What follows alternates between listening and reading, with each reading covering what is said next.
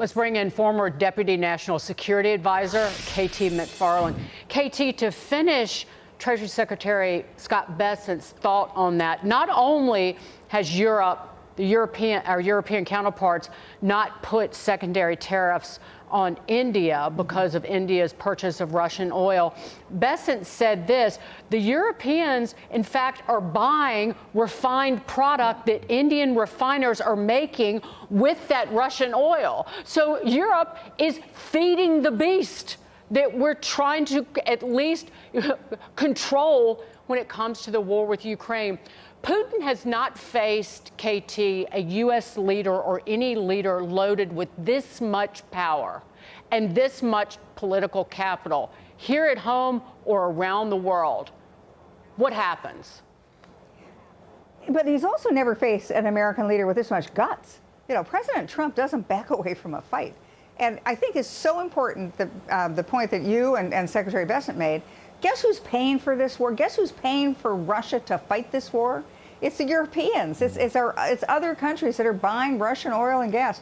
Estimates are that Russia's got probably 100 billion, maybe 130 billion money of windfall profits because it's able to sell its oil and natural gas. Sanctions aren't being enforced, and it's selling their oil and gas at high prices, basically because of Biden's energy policy, which drove the price of oil and gas up. So if the Europeans want to start calling us names, they should really look at themselves, because they're called ghost ships. So ships, containers leave Russia, Russian oil and gas, they have Russian lettering on the side, and then they become ghosts. Then somebody paints the side of the ships, and then suddenly they're sold in another country, whether it's India, whether it's the Netherlands, and then it makes its way back into Europe. So really imposing economic sanctions. So Russia, even if Russia wanted to fight, wouldn't have the money to pay for it. Okay, so in the background of all of this are two really important words that you just heard uttered a moment ago: serious consequences if things don't go the way that President Trump is trying to get them to go. You mentioned sanctions a minute ago. Are the serious consequences primarily economic? Or is there something in the back pocket here and Putin knows it's there and that's going to help move things along in Alaska? Well, economic for sure, because it's not just that we could basically shut Russia out of the international banking system. It wouldn't be able to sell anything abroad. We can also stop other countries from buying Russian oil. We can also go along with the European efforts to seize about $300 billion that Russia has that are frozen assets. So yes, economic, but also military, because we can continue to supply Ukraine with weapons. But then there are all sorts of other things that are going on. Russia wants a friend, right? It wants another country to help it develop its own resources. The United States could be that friend, or the United States could stop all of those activities from good things happening to Russia.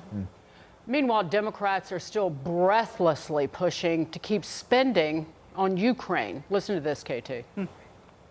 We're going to do another supplemental. We're going to take the money that we hold, the U.S.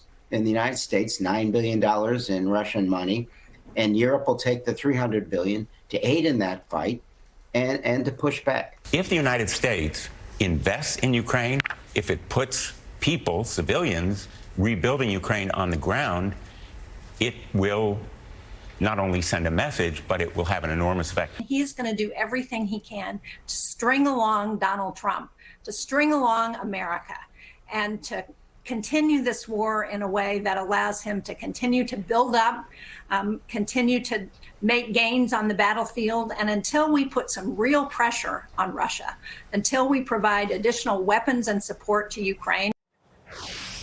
Well, that's stringing Russia along by providing an endless amount of support, monetary and otherwise, to Ukraine, KT. They have no idea what they're talking about. No, they're all kind of they're clutching their pearls, because on one hand, they're saying, well, we've got to give Ukraine more money. Well, thank goodness President Trump is continuing to give Ukraine weapons, but we're not paying for it anymore. The Europeans are. But then the sort of twisted arguments, well, we can't trust Vladimir Putin, therefore we shouldn't have a negotiation with him. Come on, well, who's going to enforce this? You all want this war to be over, right? So who's going to enforce it? Do they really think, those senators really think America is going to send the Marines in to fight the Russians or join in NATO fighting. That's not going to happen. President Trump will always go for commerce over chaos. And what we're good at commerce, we're good at trade, and we're terrific at energy, and we're spectacular at technology. Use those things to defeat our adversaries. Those responses sounded like they got ChatGPT to write them for them. That's what it sounded like. I know one thing, ChatGPT would not have come up with commerce instead of chaos. You did, KT McFarland. Great stuff. Thanks for being with us today.